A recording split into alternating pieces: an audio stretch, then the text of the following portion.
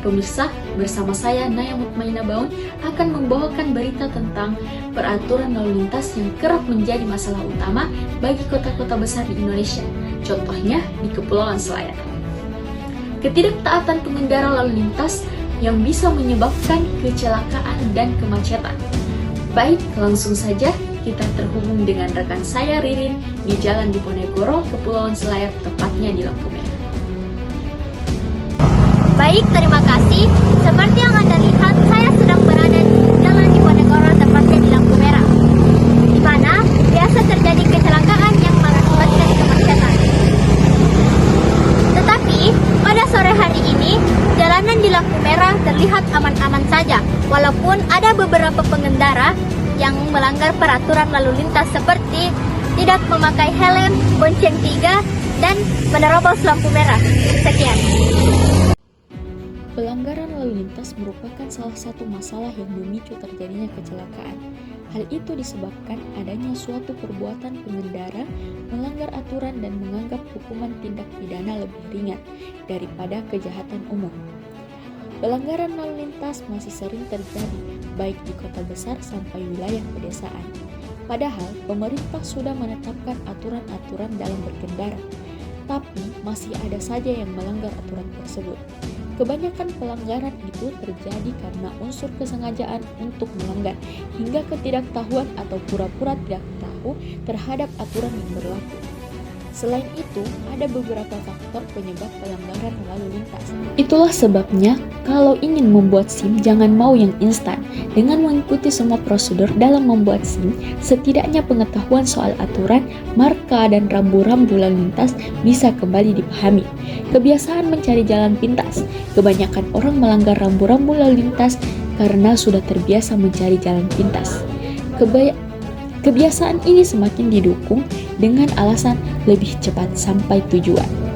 Tak jarang muncul pemikiran atau adanya rambu lalu lintas justru menghambat perjalanan mereka, yang akhirnya kebiasaan itu jadi pembena diri. Aturan-aturan yang ada pun dianggap tidak perlu. Kebiasaan seperti ini sebenarnya membuat para pelanggar nekat melawan aturan yang akhirnya mempersulit diri sendiri.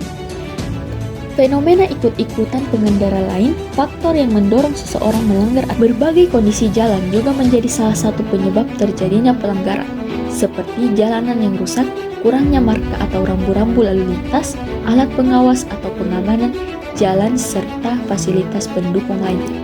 Di kota-kota besar mungkin faktor ini jarang ditemui, lain hal dengan di pedesaan atau kawasan lainnya. Mungkin masih ada kondisi jalan yang tidak memadai. Namun, semua itu bisa dikurangi dengan rekayasa jalan sehingga dapat memengaruhi tingkah laku para pengguna jalan, mengurangi serta mencegah tindakan yang membahayakan keselamatan dalam berlalu lintas.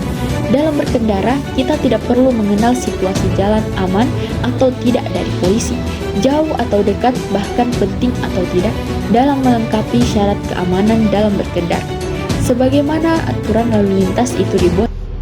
Baik, setelah melihat keadaan lalu lintas, mari kita terhubung bersama rekan saya yang sedang bersama dengan salah satu warga di dekat situ. Selamat sore, dengan Bapak siapa? Dengan Pak Jeffrey. Menurut Bapak, siapa yang memiliki pengaruh dan peran yang besar dalam mengurangi pelanggaran lalu lintas?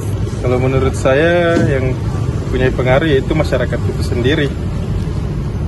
Menurut Bapak, apa faktor penghambat untuk mengurangi pelanggaran lalu lintas? Untuk faktor penghambat itu kurangnya kesadaran masyarakat itu sendiri terhadap pentingnya mengikuti aturan lalu lintas.